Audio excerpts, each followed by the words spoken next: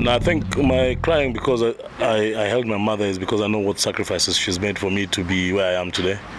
It's been a long journey, very trying moments, and I think the moments that was the case just came flooding back into my mind, and it was a pretty emotional moment. My players are motivated by the freedom that we have. We have a lot of friendship. We put God first in everything that we do. I think that has been the reason why it's been growing from strength to strength. It's everything to us. God does not only play a role; He's the base of everything that we do. So we take our strength from what God has been able to help us achieve.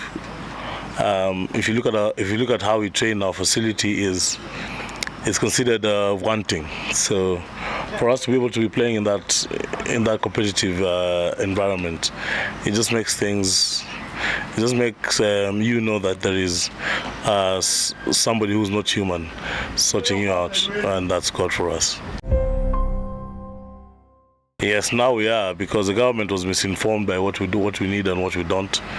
And having seen the president now, our case has been put forward, and we're expecting that a lot more will be done.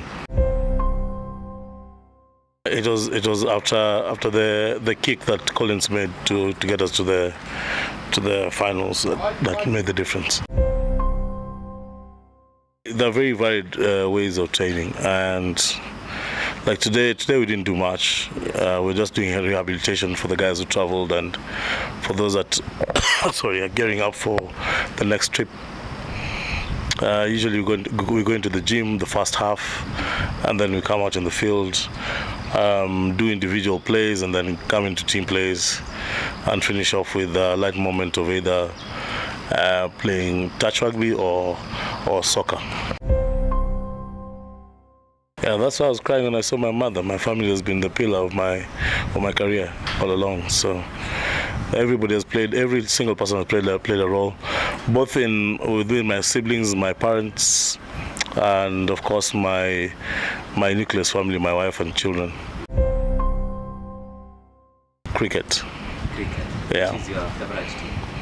No, I think I'm keen on just watching good cricket. I don't really support a team, and the sport is quite the sport to follow.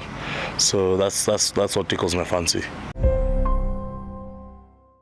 I've had many favorite players. But that one player that you say, this one? South Africa Yange. None. My coaching career has been growth, and we keep growing every second. So none of those decisions were made are regrettable. It's poor.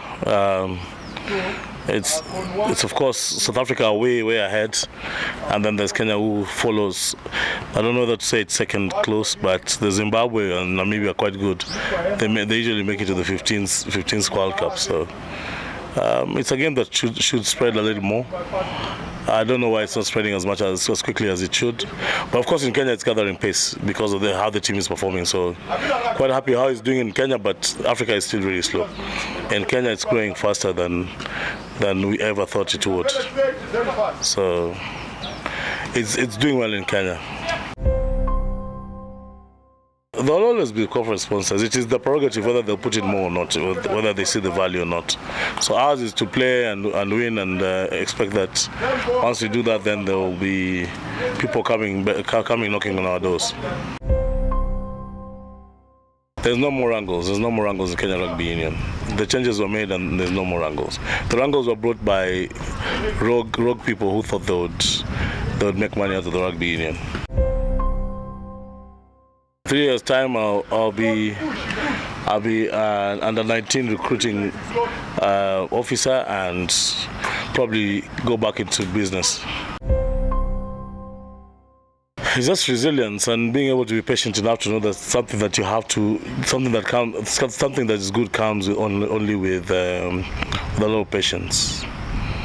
So that's that captain one, and of course some passion, that will get you to where you need to be.